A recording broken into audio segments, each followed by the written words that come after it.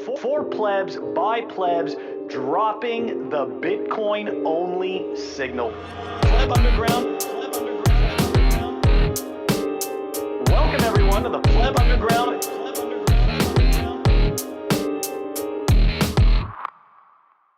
Pleb Underground, episode 85. This one recorded, few soon will be live. Good morning, Bitcoin Plus Plus is the show. Pleb Underground live special, live numbers and flow. 8-5 if reversed gives you 5-8. Education traverse, please set the date. It's all this week. Austin is the base. 5-8 is the sponsor for full class dev space. Caution please for more wars pause. Jack of all trades, effect that you cause. Now black on all trades. The trading please pause. Full stack, call line fades. Ball blading, +6 scores. No defensive line, no DLC. The gap that gets hit on the DLC. Plus is the code. Give her the DLCs. Dropping memes on my TLC. Many talk on X as if they know it. My name is Walton. I'm a young poet. The ladies pop it. They like the mow it. Full shame. They hit the wall. Want the hung ho it. Bitcoin is sweet. I call it honey bee. Merkle not B. It's y'all's money tree. Verify each feet. Y'all gotta trust this. B is the plan. Y'all must have sussed this. Sorry. Say sorry to mom because I fucking cussed. Lisa's back once again. Here with my B++ sis.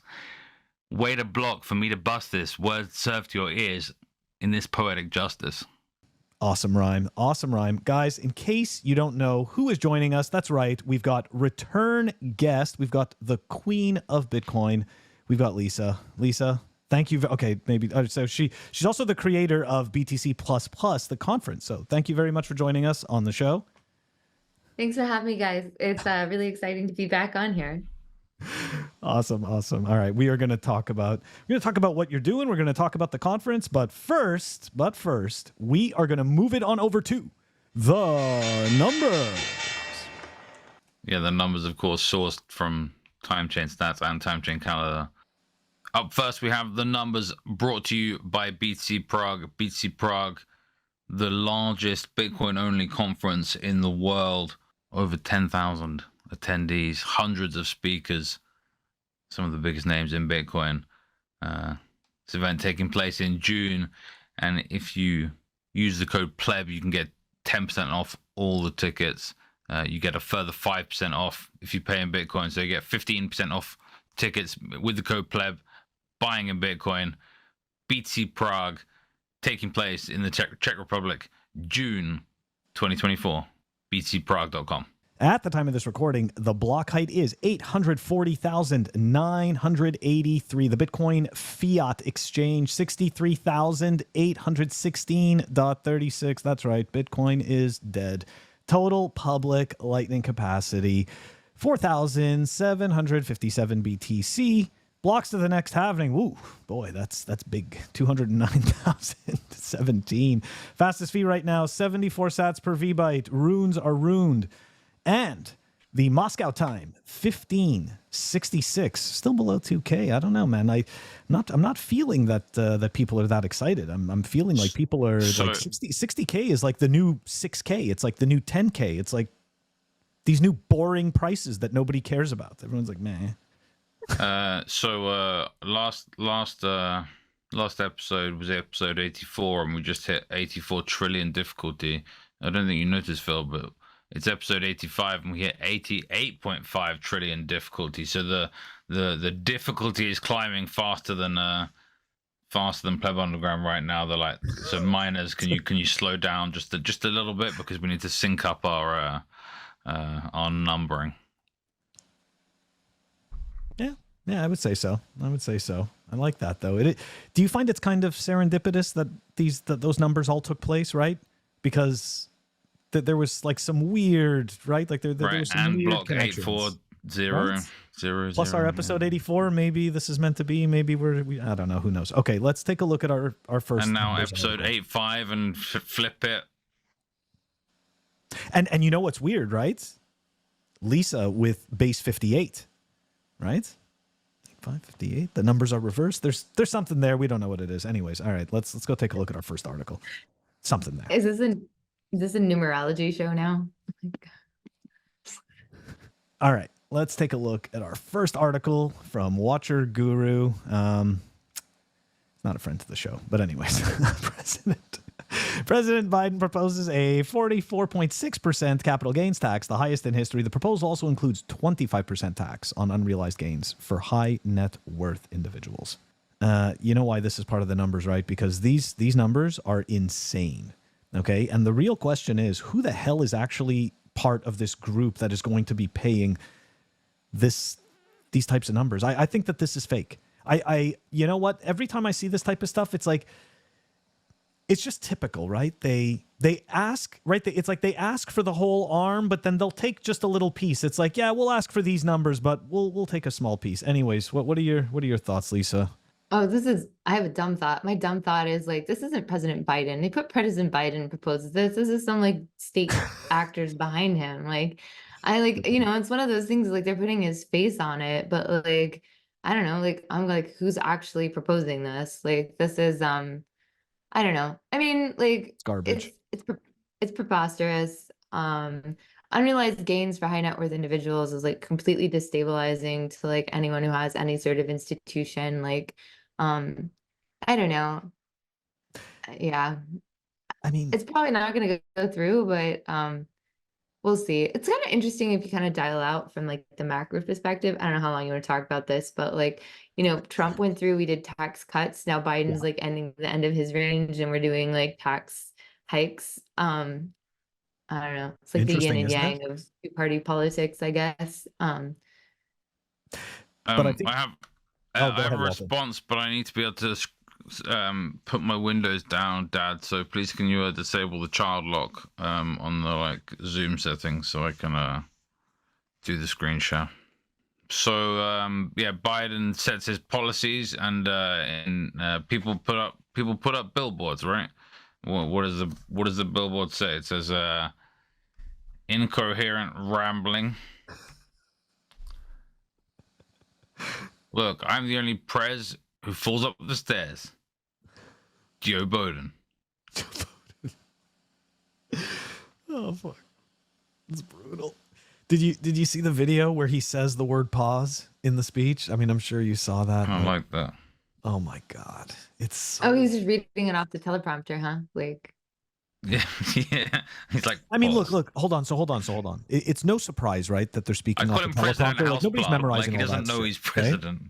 But like, it's, I guess the minimum you ask for is like they know not to say those words, right? I don't know. It's kind of cringe. It's kind of cringe. Okay, we're gonna move on to our next. Sorry. Super cringe. Yeah. I think so. All right, we're going to move on to our next numbers article. Here we go. So look, we had the halving, right? The halvening, whatever. And obviously at block, what is it? 840,000, the runes minters started to mint. And so we can expect a giant marketing push in the next few months as the bull market kicks off. And I'm sure that marketing push will be totally organic. But anyways, that's not the point of this. Point of this is this, right? Listed $800 worth of a rune on Unisat wallet. Someone bought it, and my wallet sent them $14,000. So now some guy has my BTC. There's DGens hunting for these errors. Listing was nothing special. There's been plenty of others the same, but mine was RBF 10 times in a row within seconds. And it's really crazy because there's a whole bunch of stories like this. And the reason why this is part of the numbers is exactly this, okay? So part of the grift was a whole bunch of these people overpaying for what they think is some type of a desirable collectible that is loosely connected to the idea of single Satoshis, okay? And the zooming out of this is quite simple. You got grifted, okay? Like that's what it is. Like you got grifted out of your Bitcoin, and now the next step of this is going to be the marketing of these rare collectible, right? And sats. Anyways, it really doesn't surprise me. Anyways, what are your guys' thoughts on this? Are the runes going to come back? Do you guys think I'm right about this marketing push thing? Or do you think like this was it? This was the flash in the pan, right? Like this was the grift. What are your thoughts? No idea. I feel sorry for the guy that lost all his money gambling, but that sucks. I mean, it's one of those things. I feel like it's like it's fine when they push the button and they know they're gambling. It's not fine when they're like, I wasn't trying to gamble all of my sats, but now all my sats are gone. So I do feel bad for people who like, you know, bad wallet software. I don't know. I think runes, like, who knows, man. I kind of, as a person who likes Lightning, it's there's a little bit of Schadenfreude when base fees go up and everyone's like, look at I got my nice Lightning channel set up. So I don't know, maybe I shouldn't say that on air, but Yes, that's why you host a conference to you know, try and drive something that could enable channel factories for Lightning, because you know that would be good for Lightning. That would yeah, exactly. Yeah, it's all on the agenda. No, I'm kidding. It's no agenda. Take it back. Undo. No, but I mean, look, I think you hit the nail on the head. There's a tragedy when somebody isn't aware of all the information, right? Like it's one thing to, you know, enjoy the technology, right? Enjoy the technological aspects of this, right? And the development aspects. It's another thing to create, I believe, a completely useless product on top of this technology simply to market that. Like, I don't know. So those people who don't understand the difference, I think there's a tragedy where they bought into this thing and now they're wrecked, right? But for the people who genuinely understood what they were doing, yeah, I mean, like, hey, look, you know, you took your shot, you know, so. Should have stacked stats, man. Just should have stacked stats. Would have been that simple. It would have been that simple. All right. Yeah. That's going to wrap up the numbers, guys. That's going to wrap up the numbers. And we are going to move it on over to the Fireside Chat. The Fireside Chat is brought to you by BTC Pins. Check them out at btcpins.com. Get awesome deals on amazing pins. That's right. Use the code PlebUnderground for 5% off at btcpins.com. Welcome back, everyone. We are diving into the Fireside Chat with Lisa. Or some people know you on Twitter as, is it Nifty Nye or Nifty Nay? As you know, my pronunciations are terrible. So which one was it? Either or both? Neither? It's Nifty Nye. Oh, yeah, close enough. Close enough. I got it there. But so you are the creator of BTC++, which we have the privilege of providing the news desk, right? And Walton's going to be emceeing. It's pretty crazy. This all came about very last second. Most people who know me know that I don't leave my couch. So I'm super excited to finally leave my couch. And yeah, let's dive into it. Lisa, let's talk about BTC++. Why did you, let's start off with, why did you take on the daunting task of setting up a conference? Because as we've seen in the past, these conferences, it's big stuff. It's a lot of organizing. I feel like it's a lot of headaches. I'm not trying to make you feel bad about this, but I know it's not simple. Why? Yeah, I got into it like 2 years ago. What year is it? 2022. Decided that you know, like as a Bitcoin dev, especially seeing all the cool stuff that, you know, I was working at Blockstream full time on Lightning. It was really frustrating to see all the cool stuff that people were working on, but kind of behind the scenes, but weren't really getting, I feel like, proper screen time or like stage time to talk about what they were doing. 2012 was also the time when I feel like there was a lot of FUD floating around like no one wants to be a Bitcoin dev anymore. It's not like, you know, no one, all the cool, interesting Bitcoin devs are leaving.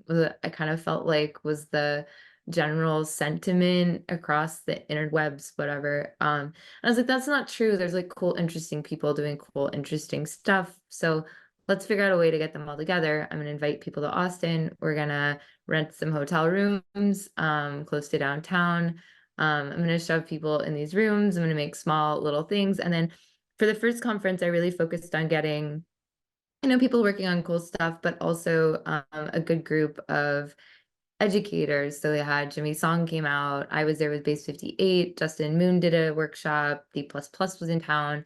So it's really just trying to showcase, okay, like let's get people in. We'll start talking about deep technical things that are happening in Bitcoin. And we'll just do it on like a little on our own stage, you know, I'll make space for this content and this information.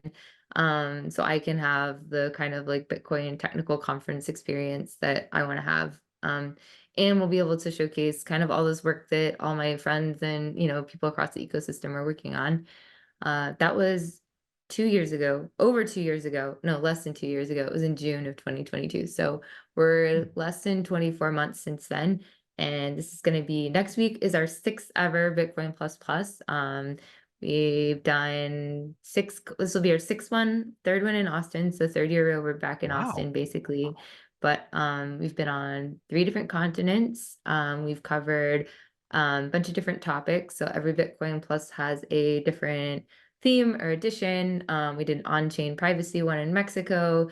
We did a one on NICs in Berlin. We did one on layer 2s in Austin last year. We just got done with our first ever LATAM conference in Buenos Aires in February, where we were talking about payments in Bitcoin. And so now we're going back to Austin for our, what I like to think of as the flagship Bitcoin Plus Plus blowout conference, which is here in Austin next week. And we'll be talking all about Bitcoin script, kind of with a heavy focus on covenants. But I think I've been fairly successful at getting almost anyone who's proposed a new script opcode in the last, let's say 2 years, here in Austin next week to talk about their proposals and talk through why they think it's a good thing for Bitcoin. What are they doing? Why are they doing it? I'm missing a couple. I have either the person who did it or a representative for each opcode, I think, is going to be here. As well as, we've got Robin Linus coming to talk about BitVM, which is a different form of doing scripting stuff, kind of unlocks different stuff. He's working more, I think, in the zero knowledge proof realm. We've got Sergio Lerner from Rootstock, who I got to meet when we were down in Buenos Aires earlier this year. He's back at Bitcoin Plus Plus. He's going to be talking about his BitVMX stuff. So yeah, it's going to be hopefully a fun-filled 4 days of barbecue, Bitcoin scripts, and figuring out, what kind of proposals people have made for Bitcoin and where we're headed. I think we'll see. Very cool. Okay, so look, I'm not gonna lie. I've heard that there's gonna be some special announcement from one of the devs, and it's not. And now I've heard this from not people related to BTC plus plus. So this information has leaked around Bitcoin Twitter. Yes, but not what the contents is of that talk. Is there any kind of tease that you can give? Yeah. Oh, interesting. Yeah. So now I'm no, I feel like we should keep the mystery going. I was working on making a tweet thread about it, but maybe I'll can it. Just make it, gotta tune in. Our first keynote speaker, Rusty, is going to be talking about the Great Restoration Project, some work he's been doing on I think some interesting context that is new stuff that I've been learning kind of along with everyone else, I think, in Bitcoin ecosystem, is that there's a handful of opcodes. I'm going to say I'm going to make a guess, 6 or 8 opcodes that Satoshi Nakamoto himself, the man himself, took out of Bitcoin back in, I want to say 2011, within the first 8 months of the network existing. And he basically neutered them. He took them out and said, you can't have this. And so Rusty has been working on what would it take to bring them back? How do we bring the opcodes back? Resurrection from the dead. What's it going to take to get these opcodes back in Bitcoin? And how can we do that in a way with as few restrictions as possible, doing it in the simplest, cleanest, here's the opcodes that we've been missing for, I don't know, over a decade. So that's more of a teaser than I should give, but that's I know that's the project that Rusty's been working on. I'm sorry, I'm just I'm thinking about it, and my next question is, all right, so I'm guessing there's specific opcodes that are being targeted. Yeah, right? It's the whole list. It's not just an overhaul of let's just bring everything back. It's there's obviously specific ones that are being desired, right? Well, Rusty's let's just bring back all the original opcodes because that lets you do pretty much a large set of things. Notably, opcat is in that list. So opcat is one of the original ones that got unalived by Satoshi. Or maybe they added a 520 byte limit. I forget if it totally went away or they added a limit. I thought it went totally away. Isn't that the one that the cats want? The cat people? It is the one that the cats want. Yeah, but the cats aren't alone in wanting it, I think, is it's been something I've been hearing about for a long time in Blockstream, et cetera, long before cats even existed. It's been, Long before it talked was about marketed, in huh? long before it was marketed. It's been talked about in hushed corridors about all the interesting and cool things you can get if you get OpCat back. So I feel like the fact that the cats grabbed onto it is like that's like an interesting story, I think, in and of itself. I think I might have a tweet thread where I was like going through what I saw as like the history of the OpCat guys, kind of glomming onto it and making it like building their brand around it. But it's been around for like a long, long time. One of the other things that the restoration project would bring back, so right now in Bitcoin, if you want to add two numbers together, like 4 and 5, the numbers that you're adding together can't be bigger than 5 bytes. So that's like, I don't know, it's like a limited range of numbers. I think notably you can't do math on number of Satoshis because Satoshis can fit into 8 bytes and you only have 5 bytes available. So this means that scripts can't make assertions about values of Satoshis.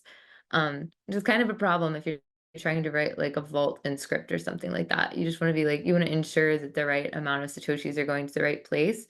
And the way that script is written currently, you can't physically do that because you just like literally can't fit the numbers inside of the amount of space that you have to do addition.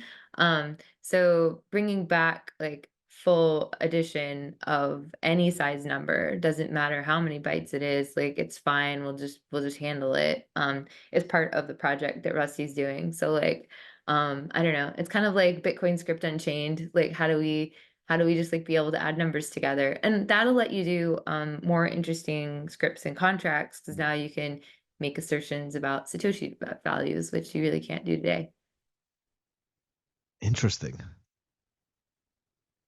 What could you do with that information though? Like what kind of like is that? I feel like this enables some type of a market.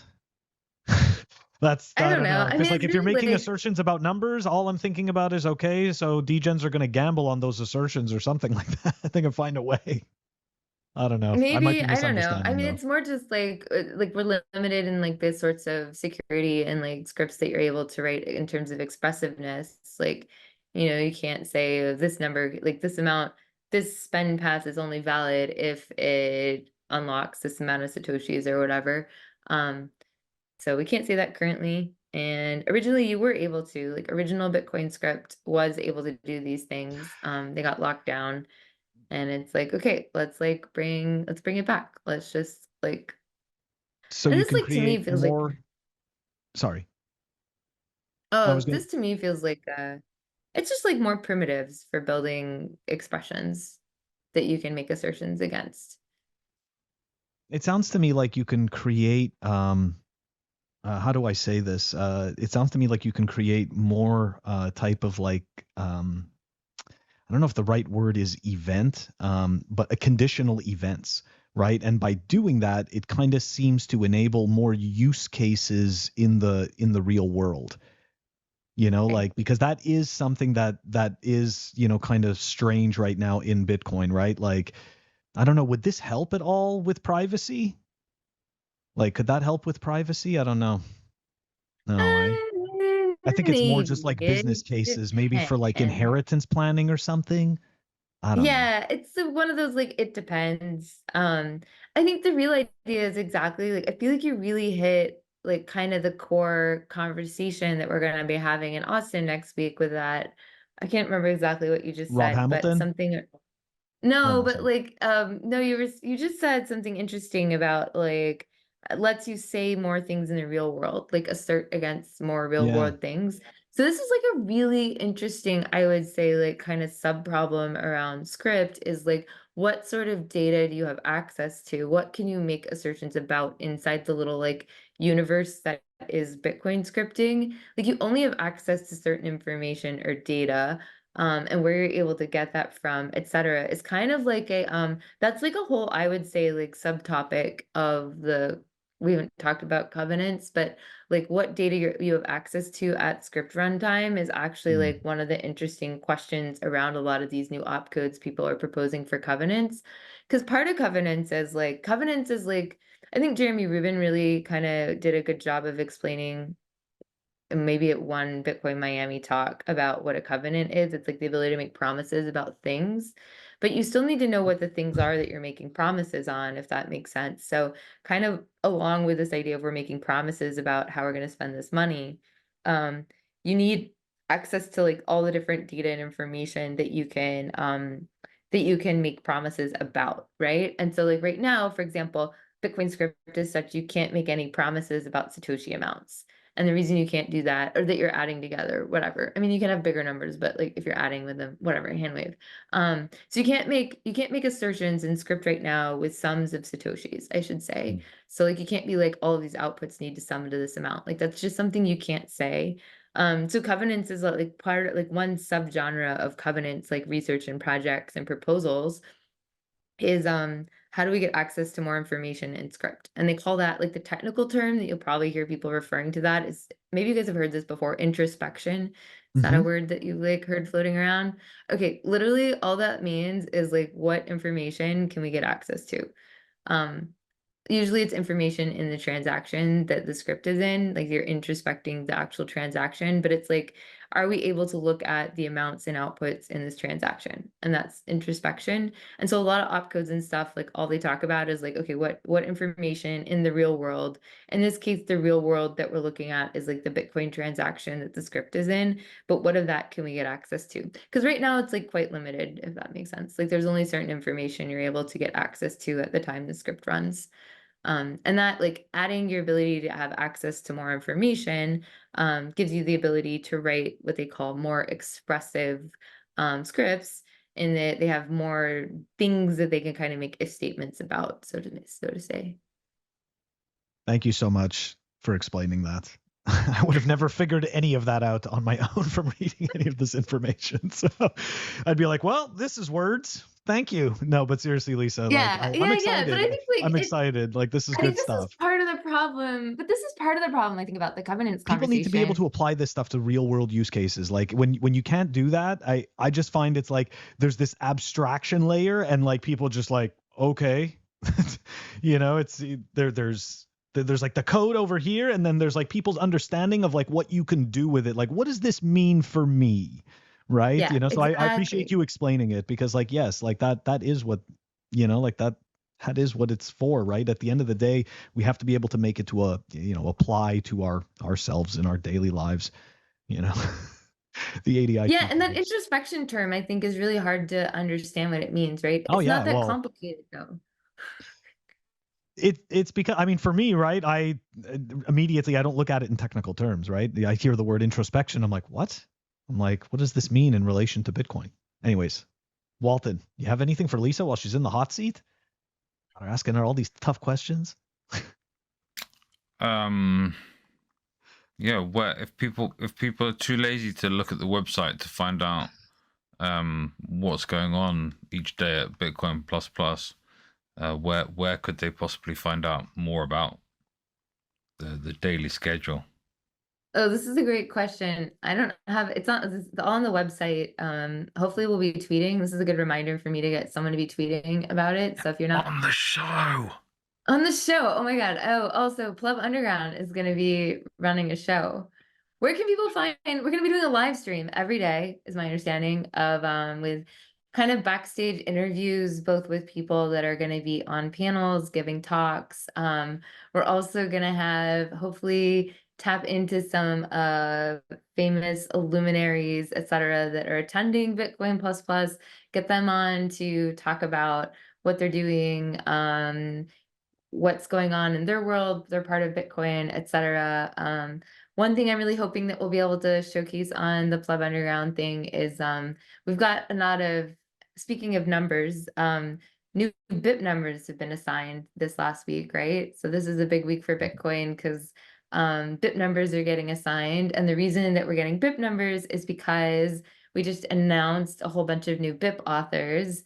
I need to double check the list, but I know that at least 2 of the new BIP authors are going to be at Bitcoin plus plus next week. So hopefully we'll get to have them on the show and talk to them about what their weekend numbers has been like. You know, what are the new BIPs that are coming out? What numbers have they got? That kind of thing. Yeah, so hopefully PlebUnderground is going to be having the best live action live stream going on with like interviews and reactions, and hopefully you guys will be able to pull off speakers after they talk, and we'll be able to get some like, I don't know, like what do you call it, like after the show kind of cool down water cooler talk with them. We're gonna help people who aren't at the conference to get a little bit of a feel of what it might be. It's like to hang out with all the being at the conference. Yeah. Okay. Cool. Yeah, I think we're going to be talking to a lot of these top developers. Should be interesting for them. They're going to have to come down here for me. For you, Walton, it's different. Confused. But for me, they're going to have to come down here. Yeah, because they're up there and I'm here. But that's kind of an important point. It's can some of this stuff be more accessible, and then there wouldn't be so many like ossification retards like. So plebs, get ready, because we're all about to get educated next week. We're all about to get a whole lot smarter, whether we want to or not. And Shinobi last night on Spaces. I say last night. This episode's going to come out on Monday, but like on Thursday night, Shinobi said on Spaces that he's now 4 OpCat. So who knows where we're at in this Covenants battle. It's interesting. All right, so we're gonna have to talk about that when we get him on the panel, because I want to hear some of the reasons. He also said this is the first conference that like he's gonna go to where he's actually gonna go to the talks and not just like get fucked up all week. What? Yeah, that's not true. I mean, that sounds like that's quite a big deal. Like he's like, that is a big deal. Lisa, like, you should be proud. Actually, I might like I'm gonna learn a lot. Like this is like a pressing need. Like the kind of Bitcoin education that's going on at this conference. You might be taking notes. You might be taking notes. And apparently Shinobi's a hater. So like like friend of the show, but he's a hater. So I don't know. It's okay. We're all regarded. Okay, and that's okay. And that's okay. All right, Lisa, before we wrap up the fireside chat, where can people find more information about BTC++, or if you want to give them your Twitter contact information, maybe you want them to bug you, where do the viewers and listeners get this? Yeah, so we've got Twitter. Twitter's a great place to find us. We're at BTC++ on Twitter. ++ is spelled out. And then you can also always find me on Twitter. I'm at Nifty, NIFTYNEI, Nifty9. Yeah, those are great places. Hopefully we'll be putting up updates. This has been a good reminder for me to go talk to my social media guy to make sure he'll be having some tweets out. We're also hoping to have a live stream up of at least the main stage so people can follow along with the talks as they happen. Hopefully the second stage will be able to get up as well. It just kind of depends on how much internet bandwidth we have at the venue. Yeah, but I'm super looking forward to it. Thanks for having me on to chat about it, guys. This is great. Absolutely, but you're not going anywhere because we got 2 more segments that we're gonna go through. And guys, all that information is going to be in the show notes. That's right, guys. This wraps up the fireside chat, and we are gonna move it on over to REKT. Check out the Bitcoin Relo Triangle at CypherSafe.io. 16 ounces of solid titanium, beautiful craftsmanship. Check it out. The Bitcoin Relo Triangle at CypherSafe.io. All right, guys, for REKT, I am not going to lie. This week has been an absolute dumpster fire when it comes to legislation, when it comes to just the all-around mood and the space. Let's dive into it. This is just some small stuff here. I've got this tweet from HODLNOT. Yeah, this level of stupidity just bends my mind. Yes, me too. Someone paid 33.3 Bitcoin for 1 sat because it's rare. Guys, these epic sats, the only thing that's epic is that you're getting grifted. That's all that's epic. Like this is not going to end well. Okay, it's not going to end well, and it's not the Bitcoiners' fault. Okay, because but Phil, there's only one of them. Okay. I mean, okay, but isn't it okay. like okay, but isn't like people like 33.3 interesting number. Look, I thought of that too, but I didn't want to sound like a conspiracy theorist. I don't know what that means. Does that mean something? I'm not as into numerology as you guys are. I like. It depends. I mean, there's like esoteric meaning to that number, so people half get of what's double 333. Yeah, exactly. 666, my favorite number. What's wrong with that? Like, there you go. It's all evil. It's all evil, and we're all going to hell. Okay. I mean, but they Anyway, didn't pay 666. They could have, but they chose not to. I don't know. they tried to be half as bad. I say half as bad. Half can't be They tried evil, to can be only be half. half evil. I don't know, guys, but come on, like one thing that people like about Satoshis is how rare they are, right? There's only like, I don't know, 21 million times 10 to the eighth But you could have just Satoshis. paid the going price for one and had it. But I sats don't get exist. it. Only UTXOs do. Yeah, There are only no UTXOs sats. Because There they're are just only very, someone UTXOs. came in with a little highlighter, like a Sharpie, and colored some of them. Like some of them have different colors now, and like so they're like rare gems versus not as rare gems. It's like someone invented a microscope where you can look at sats, and now they've got like pretty colors. It's like, oh, this one they got rainbow sparkles, and I this think what one's like, Lisa's Wait saying a is like second. just like some sats are gay, and like you have to accept that. Lisa's talking about the lens. That's what she's yeah. talking about. Some Right? people just pay more for the one that when you hold up the lens, it's like rainbow colored, you know. And there's You only mean like Rainbow this? colored sats. ones You mean in the like this world. lens? You mean like this lens over here? Oh God, this is funny. the- And this isn't. Was this real? Was Cointo and Chris making a joke? I don't know if this is real. Is this though. real like, or I think this not? might have been a meme. He Yeah. tagged me in it, and I got notifications blown up. And I'm like, what is this? Is I'm this pretty sure real? it's fake. Yeah, I think it's fake. Okay. Because that means the lens is broken. Anyways, I'm sure we're gonna see more. Yeah, it's true. I mean, It kind of does. I'm sorry. look, someone But- created a metagame around around Satoshis, and everyone's mad about it because people are like pretending like this game has value, and it's like, okay, like you don't have to play, but also if someone's gonna give me like 3,300 million Satoshis for one, like yeah, I'm gonna take that trade. Would you not take that trade? This goes back to the tragedy paradox, right? Like the people, if they know what it is that they're doing and they're degenning, it's one thing. If they have no idea and they think they're actually storing their value, they're just being grifted. But here's the thing, guys. Like these guys have clearly this guy has Bitcoin to give away. Like collecting Bitcoin is no longer a novelty to the person who bought it, right? They have all the Bitcoin that they could possibly want, and so at this point, like more Bitcoin is like has like no net value to them as an asset. So they're like, well, I don't have that one rare sat. Someone put a fancy colored like rainbow on it. Like, you know, I could have the Bitcoin, but I'd rather have the one with the rainbow on it. And so I'm gonna trade the sats that I have for the rainbow one, and now I have the rainbow one in my wallet. But there is no rainbow. Okay, you know what, Phil? Look, we all buy glasses at different places. I'm sorry that you don't see the rainbows on it, and that's not something logical that we would do. But like, if you had a rainbow sat in your wallet, would you sell it? Would you not sell it because you can't see it? Would you be like, no, I'm refusing to participate in this market? Do you have to dox all your like UTXOs in order to like work out whether you do? But that's what she's talking about, though. Some people are willing to do it, though, and it's like, and again, right? It's like, just download software; it's free. It's just awful. Okay, anyways. But surely we don't know if this the is only way real or that you'd not. have rare sats is if they were sats that not that they exist, but that were in a Coinbase. Because surely but then all sats have come from a Coinbase at some point. So what does this even mean? It's just like an ordering. There's like but how can you order the sats in one transaction? I don't know. It came up with like a scheme, and like everyone sticks to it. Everyone like gentleman handshake agreement, and like, yeah, that's the scheme. I agree, it's a scheme. It's like a global it's a global convention that everyone agrees. Like there's consensus has been reached amongst the sat dealers where they're like, this one's the rainbow, and if you don't put it the right spot, this one's the rainbow. They've all someone else will agreed get they the rainbow see spot. the You gotta put it rainbow. in the right spot. It's like I think that's a good episode title, Phil. This one's the rainbow. This was the rainbow.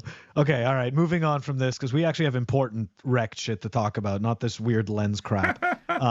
Anyway, lens crappers. Bad joke. I'm old. Okay, here we go. Guys, we all know what happened this week. Samourai, DOJ, indictment, terrible tweets, right? Founders and CEO of cryptocurrency mixing service, which mixing service is really a collaborative spend. Okay, it's not a mixing service, so things are going to get gray and ugly. Anyways, arrested and charged with money laundering and unlicensed money transmitting offenses. Guys, we already know this story. PlebUnderground already did a clip about this. But wait, there's more. That's right. Somehow things got worse this week.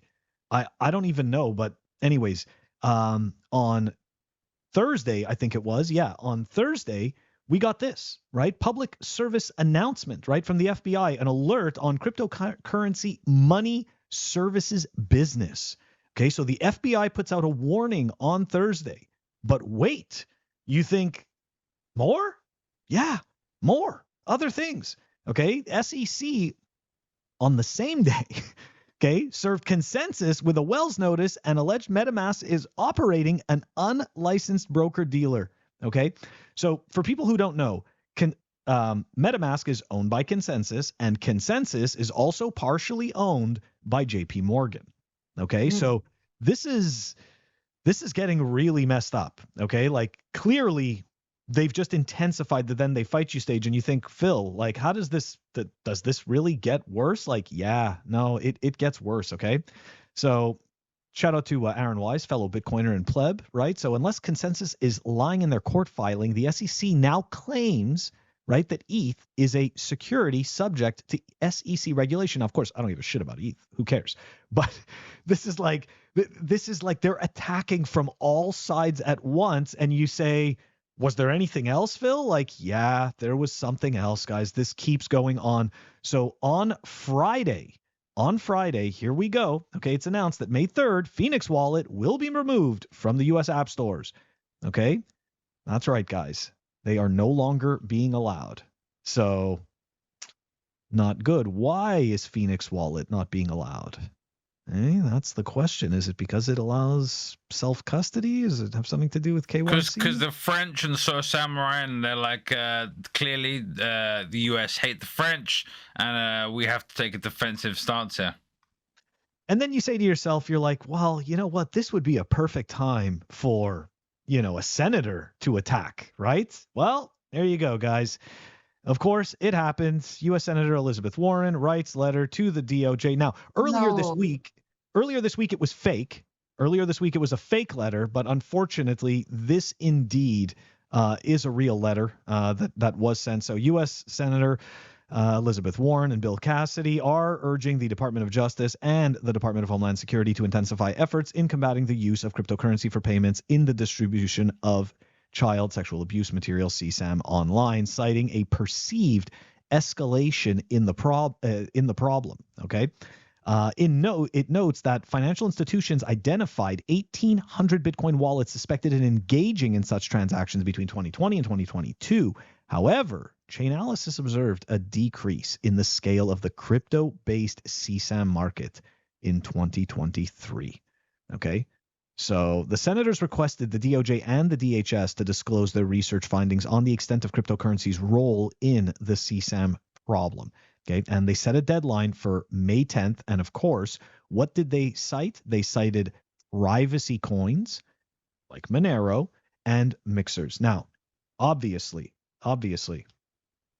there's no question about CP, right? Or CSAM, whatever they want to call it, right? Like, that is just absolutely disgusting. It makes no difference. I mean, the truth of the matter is, though, is that any of the laws that they currently have with the money hasn't really prevented or stopped any of that behavior without cryptocurrency. So this idea that they're using this feel-good reason, right? This virtue signaling reason, because of course, if you say no to what they're saying, then somehow in a twisted world, you're actually a supporter of CSAM. Like, that's essentially the type of narrative that they want to craft, right? This extreme psychotic shit that turns people who respect freedom and privacy into, these people who condone this disgusting behavior. And that is just not the case, okay? They are going to use this to steal more of our freedom, to encroach more on our freedom and privacy. And I mean, I feel like, I saw somebody, a fellow Bitcoiner, I think it was Sly Goomba, who tweeted that a couple of weeks ago, or maybe it was a month ago, that, we've won the then they fight you stage. And I've been saying that we've been in it for years. Like, we are not even close. Lisa, I'm done. I'll shut up. What are your thoughts on this? Part of my thoughts is, like, have politics always been this, like, blatantly, like, what do you call it? Have politics always been this blatant? I'm like, has it always been like this? Or is it just like I'm noticing now because I feel like I have like some interest in the outcomes of these things, if that makes sense? Right. I'm like, wait, like, they're literally just going to be like, oh yeah, like, child sex abusers use crypto. And that's literally the press release. It's like, sex abusers use like children, people who are abusing children are using crypto, therefore crypto is bad. And it's like, I mean, I feel like I get the same argument. This is like sort of a tangent, but with people who are like, Bitcoin is like bad for the environment. I'm like, okay, like let's like Bitcoin isn't the problem. The problem is that people are abusing children. You know what I mean? Like Thank you. let's like Yes. like bring it back to the like actual problem. Apparently like, they breathe air as well. Like I think you should make air illegal. Like then you know then there'll be that'll nothing like for the drive them pedophiles out. to breathe. Yeah. Yeah, and it's like, look, these people are gonna get paid whether it's through like cash or like that's like how they're getting paid isn't the problem. The fact that it's happening at all is the problem. And maybe we should try and fix the actual problem instead of like this like secondary thing, which is like happens to be floating around. You know, like it's not getting rid of crypto isn't gonna stop like child sex abuse. You know, it's like not actually, I guess I'm like it's not effective. It doesn't get what you want done, and it just like I don't know. Maybe that's a dumb argument. It's not but I have a the same dumb thing for, like, argument. It's realistic. It's realistic, and Yeah. the problem is that what you're suggesting is a real solution, which requires most likely a lot more effort and a lot of Yes. time. And it's not really about the child sex abuse. It's about No, banning crypto. they Like don't it's an care. excuse. It's a convenient excuse which achieves the goal. Like the real goal has nothing to do with stopping child sex abuse. That's right. But no one uses BSV anyway. What? What does that have to do with anything, Walton? It never has anything. But we get do you it. mean? It's okay. No, I of think course. it's quite clear. No, I know it's clear. It's I feel like okay. Walton's saying Bitcoiners will 40 get it. I'm not sure. Okay. Because Calvin is a pedophile. Oh, No, is he? no, Okay. Bitcoin's too old for him now. Anyway, sorry. Okay, these are all bad jokes. Okay. Sorry. I'm just not up with my history. It's fine, you know. But anyways, like, but yeah, so I look at this kind of stuff. Also, it's really interesting that I feel like they're putting it all out once. It makes it really hard to get mad about any single one thing. And I was like, oh, this is a blitz. Like they're gonna do all these Yes. things. They're gonna do them all at once. They're blitzing us. We're getting blitzed. And it's like you wake up the next day and it's like Why? you have your reaction is like, oh my God, I live in like a totally different world now. Like it's not like one thing that got hit or that you can react to like one at a time. It's 10 things. And so instead of like now you have to adjust to like the 10 new realities instead of like the one thing at a time that you feel like you might be able to like kind of push back on. The Phoenix thing I think is really shitty. I would like to know more about that. I'm gonna maybe see if I can talk to some friends and see if I can figure out, you know, what's going on there. I suspect that it's reactionary, is my suspicion. Like so my suspicion. They weren't approached. You're not thinking they were approached. I'm basing this off of no information. No, other I know. than Just opinion. suspicion. Just opinion. We're just shooting the shit. No, this is Yeah, they got scared, just like Wallet Satoshi did, like sort of slightly preemptively. This is like slightly less preemptively. This is my 30,000 foot analysis of the situation, which sucks. It's like Phoenix Wallet is my favorite Lightning wallet. Like I use it all the time. Like you know, now I'm like, oh, I guess this is what finally gets me to like download an app that'll let me control my node at home. You know, like I've just had like my Phoenix works great. It works for everything. Like I can just like send and receive sats on my phone, no problem. I'm like, what does this mean for me? Do I have to like shut it down? Like, I don't know. Maybe we're gonna have a wake for Phoenix at Bitcoin Plus Plus next week. Everyone can like ceremoniously send all their sats to, I don't know, some like freedom fund or something. Like, how do we like, or like move, everyone moves to like, I don't know, Malta. Like I might leave mine installed in memory. You know, like mine's on the desktop. I like seeing the icon, not on the desktop, but like on well, just my like other one thought is like, sat. Just leave like one I sat. need to start using my VPN, like my virtual private server that I have through like undisclosed location to like access all this stuff. Like it's like, oh, is this like time to lean all in on the personal VPN thing that I've got going? You know, like it's, I don't know. To your point, was Start9 onto something, right? Because Start9 really, like, I mean, don't get me wrong, like I know MyNode and Umbrel and Citadel, like everybody makes similar type of nodes, but I feel like Start9 was really the kind of like the big pushers for this idea of the not just the all-in-one Swiss Army Bitcoin node, but the all-in-one type of sovereignty solution, you know. So anyways. Walton, you have any final thoughts on REKT before we wrap it up? I think I have a segue, but maybe I'll wait. Yeah. All right. Well, guys, that wraps up REKT, and we're gonna move it on over to the Hopium. Up next, we have Hopium, sponsored by Proof of Ink. Proof of Ink are a Bitcoin clothing and accessories brand. They sell some art. They sell merchandise. Some Pleb Underground collaboration. Here you see the Taco Pleb hoodie, Pleb Underground t-shirts, Taco Pleb t-shirt, and many more. If you use the code PLEB, you'll get 5.8% off all items at proofofink.com. That's the code PLEB for 5.8% off proofofink.com. So in REKT, we talked about how like Phoenix, we're kind of retreating. I'm proud to say friend of the show, Evan Cludis and Zeus say we're not going anywhere. Of course, there's some agreement with this. Evan says, we believe that Zeus is following the letter of the law right now. If the law changes or any judgments are made, we'll make adjustments accordingly. If Zeus falls, all other Lightning node operators are next. If Lightning node operators fall, self-custody is next. This is the hill to die on, self-custody. If you don't agree, you were never in Bitcoin for the right reasons. So get behind us or go home. Future generations are watching and depending on us. Always forward. I do think this Samourai takedown is an attack on self-custody, like more than it is on privacy. I mean, you can't have one without the other, to be honest.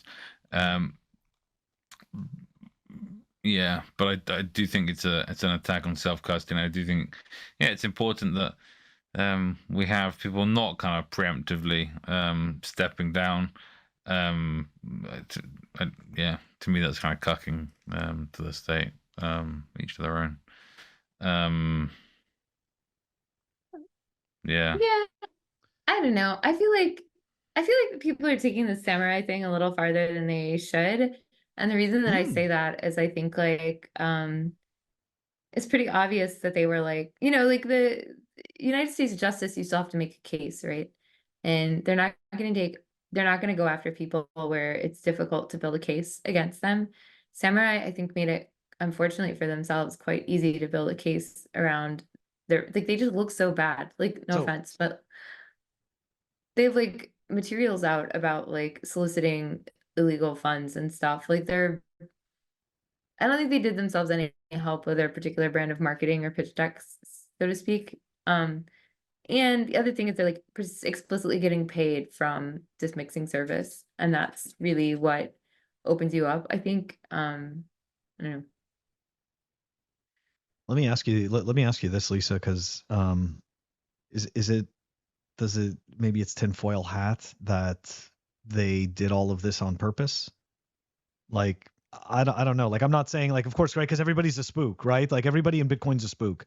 So like somehow they built up this service and they made it so blatantly obvious that they were facilitating black markets and drug dealers and any kind of illicit you know what I mean? I mean, like, look, we all saw the tweets, right? And then if you look at the indictment, some of those tweets are listed there, and then there's that conversation with the Twitter user that was a Fed, and like essentially everything that was said was like spelled out, like, so that there could be no doubt. I don't know. Yeah, exactly. Like, I feel like as a particular case, they're a difficult one, I think, to make larger summaries about the rest of the like ecosystem, because I think they were outliers in a lot of ways. I don't know. Yeah, everyone's been like, they're spooks and they've been spooks forever, et cetera, et cetera. And I'm like, now everyone's like, some people are like, well, they got arrested, so clearly they weren't spooks. And I'm like, that doesn't necessarily like. That's terrible logic. That's like retarded logic. Like, totally. That doesn't necessarily update my priors here. Like, yeah, it might not mean anything. I don't know. Anyways, yeah, that's not super useful. I don't know. I feel like the Samurai guys, like, they've been just sort of like these weird actors in the space for a long time. It's hard to make any like judgments based on vibes, because they've just been so like, they're just like hostile and toxic and like really defensive of their product, and like, storing your XPub with them. Was that a good idea? Probably not. Whose idea was that? That seems dumb.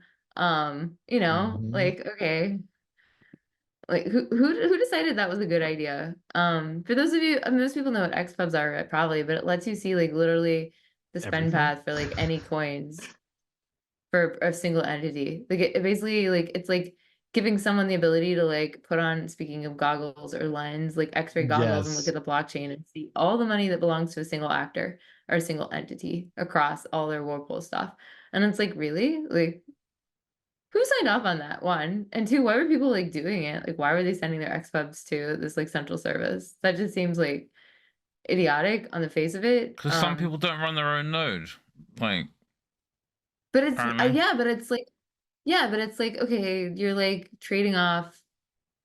Like, what privacy do you think? Like, why are you using Samourai then if you're gonna give them your XPub? Like, why are you even Yeah, paying it's for like, that what's the point of service? that? Yeah.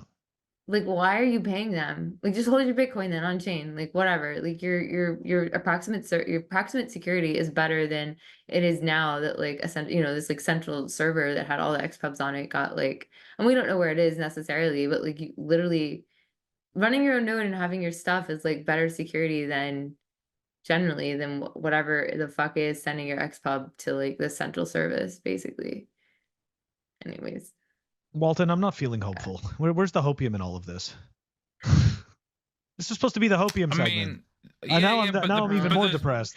I mean, I tweeted about this today. Fortunately, there are, these people who criticize that Samourai, guys were arrested. They Oh speak yeah. out against the infringement on privacy. But how many of these people show KYC compliant exchanges on their shows?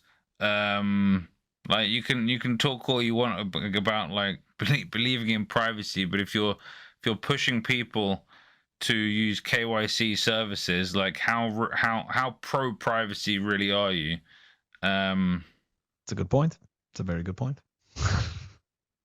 they're not. They're just knocking. They're just like hitting people when they're down, if that makes sense. Yeah. Like I feel like there's like unfortunately kind of a lot. Like Samurai didn't have a lot of like they were pretty abrasive. They weren't really like good at making friends. I don't think. I don't know. Beauty on Yeah. put out a tweet where he suggested he was proposing, sorry, that Copa would step in to help them. Obviously, like not there's no evidence of that, but somebody else pointed out that Samourai kind of made a bit of a social enemy of Copa, right? Like, because like you just said, right? There were many tweet instances where they were abrasive, like you could definitely get behind their philosophy of personal freedom and privacy, right? But there were some, like there were some tweets that were like clearly they were drawing a line in the sand and deciding that there's like an us versus them kind of thing in certain scenarios, and they kind of did that with Copa, so who knows if they're going to come to their rescue. I don't know. Wait, I don't know who Copa is what is Copa? Like the Crypto Open Patent Alliance, I believe it is. They're the ones that went up against Craig Wright, where Craig Wright wanted to prove that he was Satoshi, which obviously he is not, and we all knew it, but now it's legal. legal. The courts agree with The courts agree that he is not. Huge shock. I mean, we were surprised. Walton, what's next? I got quote tweeted by Beauty on exactly this, right? Like, so I was You're not blocked? Oh wow. No, apparently not. I thought maybe I was at some point. Apparently not. Apparently not right now. He says the next stage in the evolution of the laser eye people who can think like Walton is to realize that the culture they've been participating in is next to worthless, and that the people described below are simply not worth visually associating themselves with. Other parts of the culture also will be correctly identified by this and other signals as next to worthless, since its participants do things described by Walton and many other bad things that cannot help and that, in fact, make things worse. had people reflexively rejected all KYC services and put their money into non-KYC services, the latter would have been the default and normal. They helped build the cage they've walked into, and this is absolutely beyond dispute. And there are many other places where the community has proven that it is very little long-term value beyond entertainment in the now and nostalgia in the future. Does this mean it was all for nothing? No. There is nothing wrong with experimentation, camaraderie, fun, lols, and other things that are just human beings being human beings. What is wrong is believing in fairy tales and that the lulls and memes can actually change the world. That is not sensible. That is mental illness. And now that the enemy is at the gates, they will find that laser eyes don't project laser beams and that the enemy doesn't care about their culture. They will steamroll over you, and all your laser-eyed friends will not lift a finger to help you beyond sending a tweet, and you'll be lucky to get even that. Despite all of this, Bitcoin will do what it's designed to do, and the enemy is absolutely terrified of it. It will spread globally, just as HTTPD, SSL, and GPG did, and it will be glorious. These are the plain facts. That is some freaking hopium. Yeah, I don't know. I got me pumped. Yep, I can appreciate that. Yeah, I can appreciate that take. I still have no idea why he blocked me. I've never argued with him or anything, but I've heard that he's very fickle, and if he just reads something that you wrote that he doesn't like, he'll just block right? you. Like okay, yeah, but you know what? So, I can totally respect that take. Up next on Hopium, I have just one final story, and it's official: Square plus Cash App plus Bitcoin. So apparently now Square sellers can automatically convert 1 to 10% of their takings into Bitcoin. I think this is pretty cool. And it's also an I told you so, because in 2021 I said it was a prediction that Square release a Bitcoin and Lightning point of sale device.